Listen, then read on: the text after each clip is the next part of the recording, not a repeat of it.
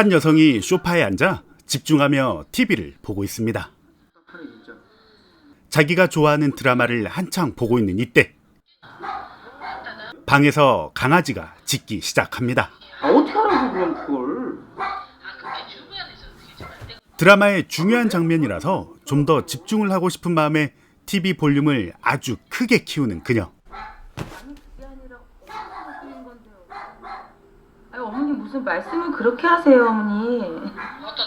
아니 저희가 무슨 꽁쳐놓고 무슨. 하지만 이내 더 크게 짖는 강아지 소리가 거슬리기 시작하죠. 네.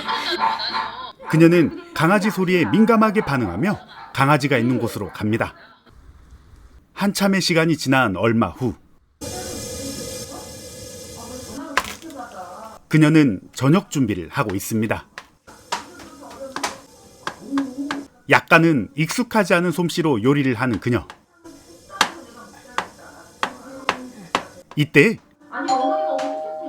누군가 그녀를 부르는 초인종 소리가 울립니다. 하지만 커다란 TV 소리에 초인종 소리를 듣지 못한 그녀는 요리에 더욱더 열중을 하게 됩니다. 기다리다 지친 현관문 밖에 누군가는 직접 문을 열고 들어옵니다. 엄마! 집에 들어오는 남녀는 바로 이 집의 아들과 며느리였죠. 과할 정도로 아들을 무척 반갑게 대하는 그녀. 그리고 깜짝 놀라며 커다란 TV 소리에 민감하게 반응하는 며느리. TV부터 좀 꺼. 어머니, 뭐하고 계셨어요? 내 새끼가 요새 몸이 허한 것 같아서 내가 보양탕 끓이고 있었어. 이 어머님은 하나뿐인 아들을 위해서 보양탕을 끓이고 있었다고 합니다. 저 개새끼가 어찌나 쥐저대든지 아주 그냥 시끄러워가지고 못 살겠어. 그 순간 며느리는 아주 심각한 눈빛으로 어머님을 쳐다봅니다. 이참에 아범 몸보신도 좀 하고. 오로지 아들의 몸보신을 위해서 보양탕을 끓인 어머님. 그리고 아들이 건넨 충격적인 한마디. 우리 집에 걔가 어딨어?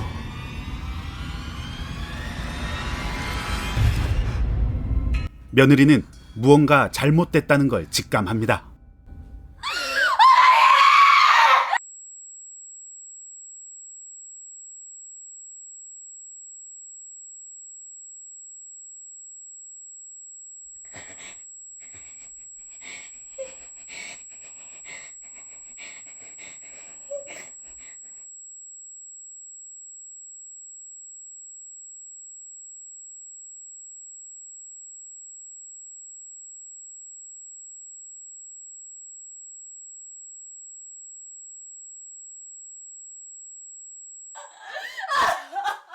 어머니는 치매로 인해서 집에 있는 손자를 강아지로 착각하고 만 거였습니다.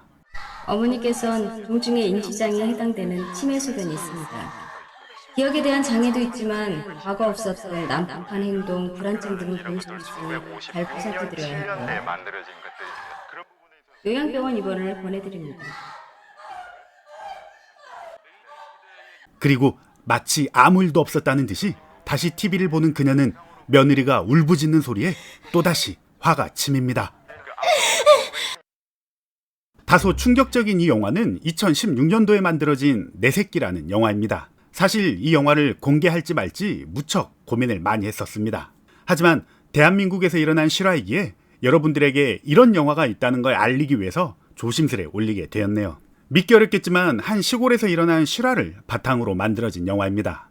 2004년 시골 변두리에 사는 부부가 치매 어머님을 모시고 살았는데 하루 중 20시간은 맑은 정신을 유지하고 3, 4시간 정도만 치매 증상을 드러내곤 했습니다. 하지만 평소에도 가출이나 위험한 증상이 없어서 그렇게 손주를 맡기고 2시간 정도 장을 보고 왔는데 이때 일어난 실제 사건입니다. 이 사건은 시골의 한 병원에서 근무하던 박경철 의사가 자신의 경험을 담아 출간한 책 시골 의사의 아름다운 동행이라는 책을 통해서 세상에 알려지게 되었습니다. 이 당시 박경철 의사는 아이의 검안을 담당했었고 아이의 모습을 본 병원의 의사와 간호사들은 집단 패닉 상태에 빠져 대성통곡을 하며 구토를 하고 도망칠 정도로 끔찍했다고 합니다. 이 내용을 바탕으로 영화배우이자 무술팀으로 활약하는 이현우 감독은 단편 영화로 이 영화를 제작을 했습니다. 사실 이 뒤의 이야기를 좀 더 찾아보려다가 제가 너무 마음이 아파서 포기했습니다. 애지중지하던 손자를 자신이 그렇게 만들었다는 사실을 정신이 돌아온 할머니가 알게 되면 그때 받을 고통은 어떨지, 그리고 엄마와 아빠가 평생을 겪어야 할 끔찍한 심정은 어떨지 차마 상상이 가질 않네요. 박경철 의사는 이 내용을 통해서 치매나 노인 질환에 대한 대책을 강구하고자 말을 했습니다. 저는 이 작품을 통해서 인생을 살면서 우리가 겪을 수 있는 극단적인 가혹함은 바로 이런 것이 아닐까라는 걸 느꼈습니다. 실화라서 더욱 안타까운, 그리고 마음이 무거워지는 작품이네요. 이 영화의 리뷰는 이것으로 마치도록 하겠습니다.